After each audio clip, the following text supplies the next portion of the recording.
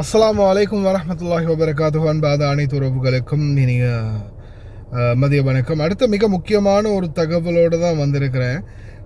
Just நீங்கள் அப்ளிகேஷனில் check பண்ணி பார்த்தா உங்களுக்கு கிடைக்காது, தெரியாது அப்படின்ற பட்சத்தில் நீங்கள் செஹல் அப்ளிகேஷன் பாவிக்கிற ஒருத்தரா, செஹல் அப்ளிகேஷன் பாவிச்சா மட்டும்தான் உங்களுக்கு உங்களுடைய பிரச்சனைகள் ஏதாவது இருக்குதா அப்படின்றது போகிறதுக்கு முன்னாடி தெரிய வரும்.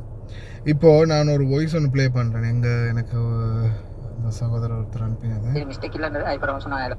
அஸ்ஸலாமு அலைக்கும் சக்கனா வரப்போக்குள்ள மாற பிரச்சனை நடந்துச்சு. என்னண்டா ஒரு 1.5 வருஷத்துக்கு முதல் ஒரு ஆக்சிடென்ட் நடந்துச்சு. நான் வந்து ஒரு 2-3 மாசத்துல மாதிரி நான் சிக்னல் லைட் எரிக்க சிக்னல்ல நிப்பாட்டிட்டு எடுக்க போகல பின்னுக்கால வந்து ஒருத்தர் முட்டினான். என் பிள்ளையும் இல்லை, அது அவன்கிட்ட தான் பிள்ளை. அந்த ஃபோனை பார்த்துட்டு வந்திக்கிறான் போல. இப்போ அது கொஞ்சம் போலீஸ் கேஸ் எல்லாம் ஆகி அதெல்லாம் ஓகே. நான் ஜனவரியில் போனேன் நாட்டுக்கு போகல, ஒரு பிரச்சனை மீக்கல்ல. நான் இப்போ இந்த தடவை போகல என்னை ஏர்போர்ட்டில் ட்ராவல் பன்னு சொல்லி வச்சுட்டான். நம்ம ஒரு முக்காலஃபோன் இருக்கின்ற. அப்போ நான் பார்த்தேன் என் ஐடி எடுத்து ஒரு முக்காலஃபாய் படையும் இல்லை எவ்வளோ காலம் ஓட்டுறதுல. அதுக்கப்புறம் அவன் சாலை எப்போ எடுத்தானு பார்த்தா 30 KD. ஃப்ளைட்டுக்கும் நல்லா லேட் ஆகிட்டு, கேட்டும் திறந்து. அப்புறம் டக்கு நான் பாபாவோட மானுக்கு அதை ஸ்கிரீன்ஷாட் அனுப்பி நல்ல காலம் அவன் அந்த டைமில் பார்த்தனால சல்லி அனுப்பினான்.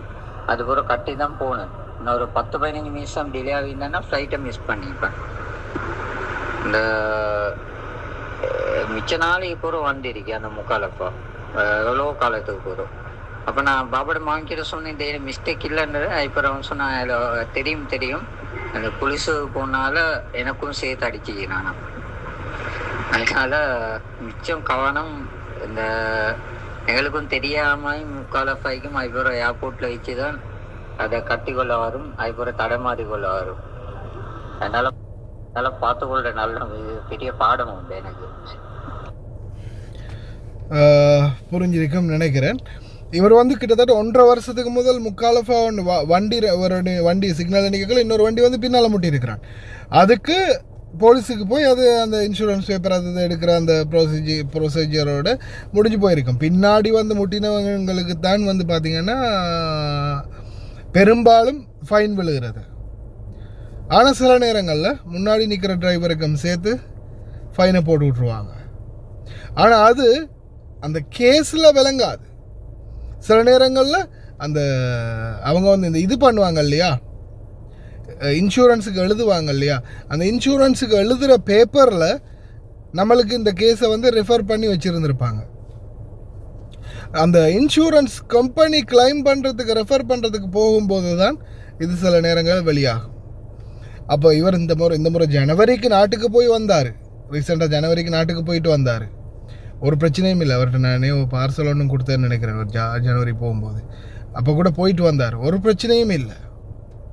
ஆனால் திருப்பி இந்த வாட்டி இப்போ நேற்று போகும்போது தான் இந்த பிரச்சனை நடந்திருக்குது.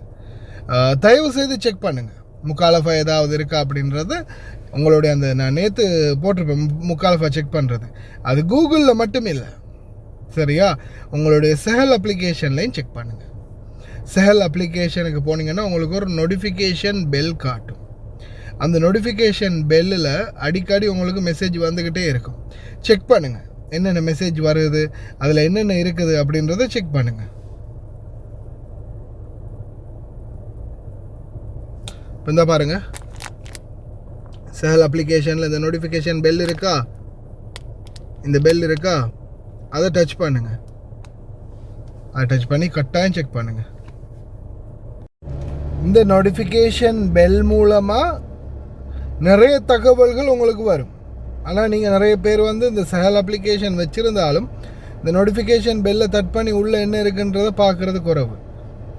நோட்டிஃபிகேஷன் பெல்லை நாம் செக் பண்ணி பார்த்தா தான் அதில் நம்மளுக்கான இன்ஃபர்மேஷன் எல்லாமே வந்திருக்கும்.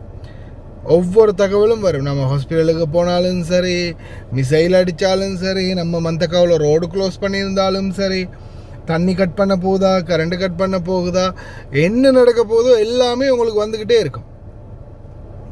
ஹாஸ்பிட்டல் போய் மருந்து எடுத்துருந்தீங்கனால நீங்கள் என்னென்ன மருந்து எடுத்துருக்கீங்க, அது எந்தெந்த வேலைக்கு எந்தெந்த டைமுக்கு எப்படி போடணும் அப்படின்றதுக்கு முதல் கொண்டு செல் அப்ளிகேஷனில் வரும்.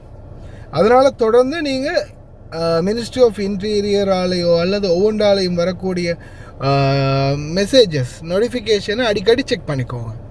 இது உங்களுக்கு மிகப்பெரிய ஒரு பயனாக இருக்கும். அதே மாதிரி டிக்கெட் போட்டிருக்கிறீங்கன்னா டிக்கெட் போட்ட பிறகும் சில நேரங்களில் சிவில் ஏவியேஷன் ஏதாவது முக்கியமான தகவல்களை இது பண்ணுறாங்கன்னா அதுவும் வந்து உங்களுக்கு இந்த மாதிரி வரும். வெதர் அலர்ட் வரும், காற்றடிச்சா வரும், ரோடு க்ளோஸ் ஆகியிருந்தால் வரும், மழை பெஞ்சா வரும். எல்லா தகவல்களும் இந்த சஹல் அப்ளிகேஷன் மூலம் வரும்.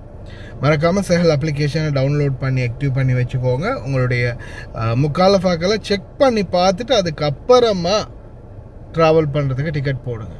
சில நேரங்களில் இந்த மாதிரி பிரச்சனைகளால் நீங்களும் பாதிக்கப்படுறதுக்கு வாய்ப்பு இருக்குது, உங்களுடைய நண்பர்களும் பாதிக்கப்படுறதுக்கு வாய்ப்பு இருக்குது. முடிந்த வரைக்கும் இந்த வீடியோ ஷேர் பண்ணுங்கள், அனைவருக்கும் சென்றடையட்டும். அப்போ தான் எல்லாருக்கும் ஒரு அவேர்னஸாக இருக்கும். முடிந்த வரைக்கும் இந்த மாதிரி வீடியோக்களுக்கு லைக் பண்ணி ஒரு ஷேர் பண்ணி சப்போர்ட் ஒன்று தாங்க. தமிழ் வீடியோ மக்கள் கொஞ்சம் ரொம்ப அசம்பந்தமாக தான் வீடியோ பார்க்குறீங்க, லைக் பண்ணுறீங்க, கமெண்ட் பண்ணுறீங்க. பரவாயில்ல, ஏதோ என்னுடைய தாய்மொழியை என்னை விட்டு கொடுக்கக்கூடாதுன்றதால தான் நான் எவ்வளோக்கு இழுத்துட்டு போகிறேன். பார்ப்போம் எவ்வளோ நாளைக்கு அவாய்ட் பண்ணுறீங்கன்னு.